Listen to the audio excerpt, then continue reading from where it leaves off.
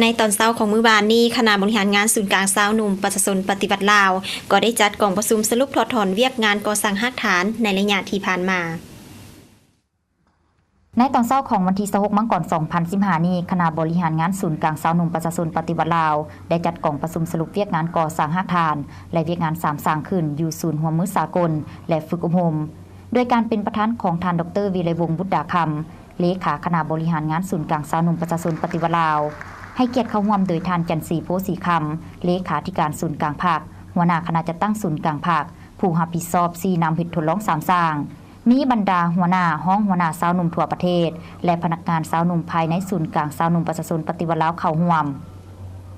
ท่านดร.คำผาพิมพ์สอนรองเลขาคณะบริหารงานศูนย์กลางสาวหนุ่มประชาชนปฏิวัติลาวได้ขึ้นผ่านบทสรุปตีราคาคืนสภาพการจัดตั้งปฏิบัติเวียกงานก่อสร้างรากฐานการเมืองและพัฒนาชนบทของคณะบริหารงานศูนย์กลางสาวหนุ่มประชาชนปฏิวัติลาว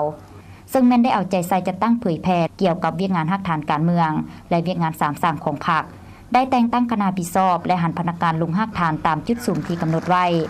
สำหรับศูนย์กลางสาวหนุ่มไม่ได้กำหนดเอาจุดสุ่มผาละแวกเมืองห่มแขวงไซสมบูรณ์และจุดสุ่มหนองกอกเมืองคำเกิดแขวงบุรีคำไซซึ่งได้ลงเก็บกำข้อมูลสภาพแวดล้อมตามเงื่อนไขของท้องถิ่นและการจัดตั้งของคณะสาวหนุ่มรากฐานนำเอาข้อมูลวิเคราะห์ในการพบปะปรึกษาหารือร่วมกับคณะพรรคอำนาจการปกครองขันเมืองและบ้านทั้งนี้ก็เพื่อเป็นการเก็บกำข้อมูลตามความต้องการพัฒนาสาวหนุ่มเยาวชน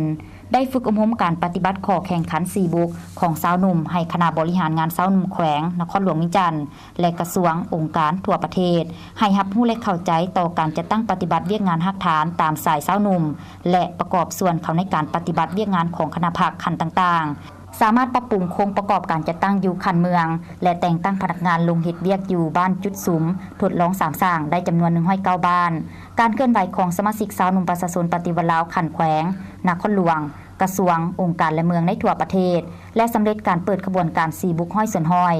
ในนั้นคณะหน่วยสาวหนุ่มรากฐานทั่วประเทศมีทั้งหมด 14,043 หน่วยเปิดขบวนการ4บุก 8,258 หน่วยและหำฮ้องเป็นหน่วย4บุก 5,339 หน่วยเท่ากับ40ส่วนห้อยในนั้นยังได้มีการประกอบคำคิดคำเห็นและแลกเปลี่ยนบทเรียนซึ่งกันและกันเพื่อให้เวียกงานสาวหนุ่มมีบาดก้าวขยายตัวและเข้มแข็งรอบด้าน